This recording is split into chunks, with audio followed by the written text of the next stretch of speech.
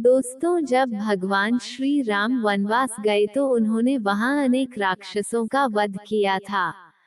जब भगवान श्री राम ने रावण का वध करके पुनः अयोध्या लौटकर आए थे, तो उनके स्वागत में पूरी नगरी को एक दुल्हन की तरह से सजाया गया और उनके आगमन को एक उत्सव के रूप में मनाया गया।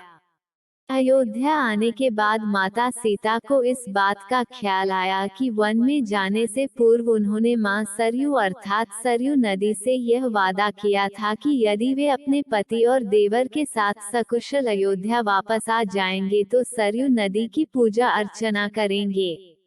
इसी कारण माता सीता सरयू नदी की पूजा करने के लिए देवर लक्ष्मण को साथ में लेकर रात्रि में सरयू नदी के किनारे पर गए।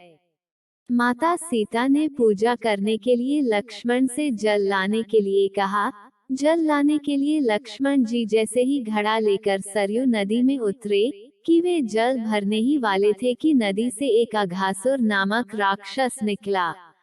यह राक्षस लक्ष्मण जी को निगलने ही वाला था कि भगवती स्वरूपा माता सीता ने यह दृश्य देखा और लक्ष्मण जी को बचाने के लिए उन्होंने अघासुर के निगलने से पहले स्वयं ही लक्ष्मण को निगल लिया।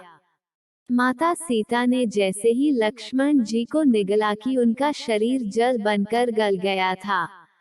इस संपूर्ण दृश्य को महाबली हनुमान जी देख रहे थे, क्योंकि हनुमान जी अदृश्य रूप से माता सीता साथ सरयू तट पर आए थे।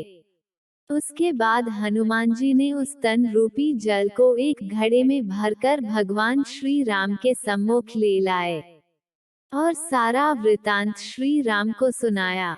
मर्यादा पुरुषोत्तम श्री राम जी ने हनुमान जी की बात सुनी और हंसकर बोले कि हे मारुति नंदन, सभी राक्षसों का वध मैंने कर दिया है, लेकिन अघासुर नाम के इस राक्षस को भगवान शिव का वरदान प्राप्त है, इसलिए यह मेरे द्वारा नहीं मारा गया है। इसे भगवान शिव के वरदान के अनुसार जब त्रेतायुग में सीता और लक्ष्मण का तन एक तत्व में बदल जाएगा, तब उसी तत्व के द्वारा ही इस राक्षस का वध होगा और उस तत्व का रुद्रावतारी हनुमान के द्वारा अस्त्र रूप में प्रयुक्त किया जाएगा। हनुमान जी को यह बात बताकर श्री राम ने हनुमान से कहा कि इस जल को इसी क्षण सरयू जल में अपने हाथों से प्रवाहित कर दो।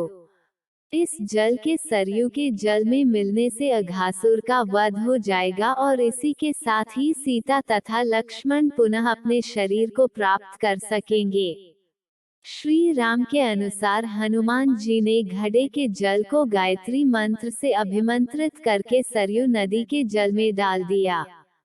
जैसे ही उस घड़े का जल सरयू नदी में मिला, वैसे ही नदी में भयंकर ज्वाला जलने लगी और उसी ज्वाला में अघासुर जलकर भस्म हो गया।